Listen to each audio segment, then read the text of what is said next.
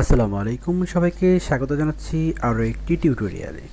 বন্ধুরা, আজকের এই টিউটোরিয়ালে দেখব আমরা কিভাবে অভ্র কিবোর্ডটি হারিয়ে গেলে বা এখানে যে অভ্র কিবোর্ডটি শো করতো স্টপে, এটা যদি না থাকে এটা কিভাবে আমরা ফিরিয়ে আনবো আমাদের এই ডেস্কটপ এনভায়রনমেন্টে।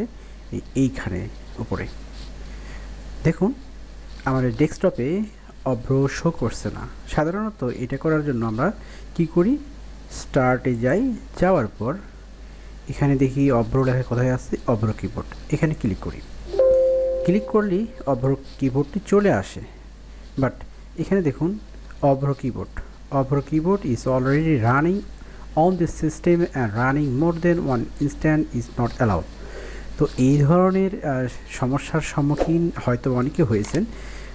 তো আজকে দেখাবো কিভাবে এই সমস্যার সমাধান করা যায়। এর জন্য আমরা সর্বপ্রথম সার্চে যাব। সার্চে যাওয়ার পর এখানে লিখব টাস্ক ম্যানেজার, TASKMANAGER।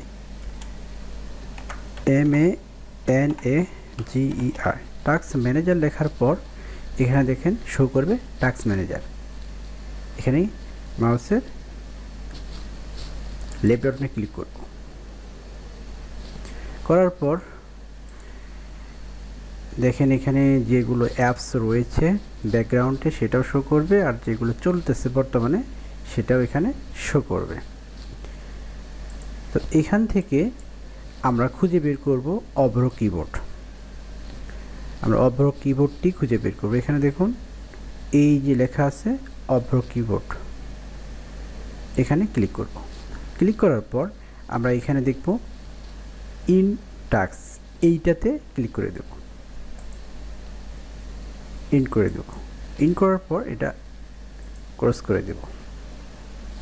এবার আবার চলে যাব আমরা স্টার্টে। যাওয়ার পর অভ্রতে ক্লিক করব। দেখুন অভ্র চলে এসেছে, কিন্তু অভ্র তো নেই এখানে, এখনও অভ্র আসেনি। তাহলে কিভাবে নিয়ে আসব? দেখুন আবার আমি এখানে যাব, যাওয়ার পর অভ্রতে ক্লিক করব, এই লেখাটি চলে আসতেছে।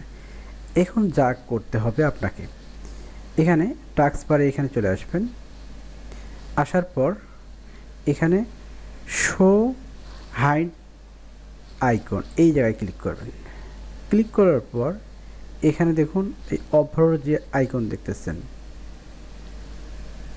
এই অভ্র আইকনে ক্লিক করতে হবে। অর্থাৎ অভ্র আইকনে মাউসের রাইট বাটনে ক্লিক করবেন।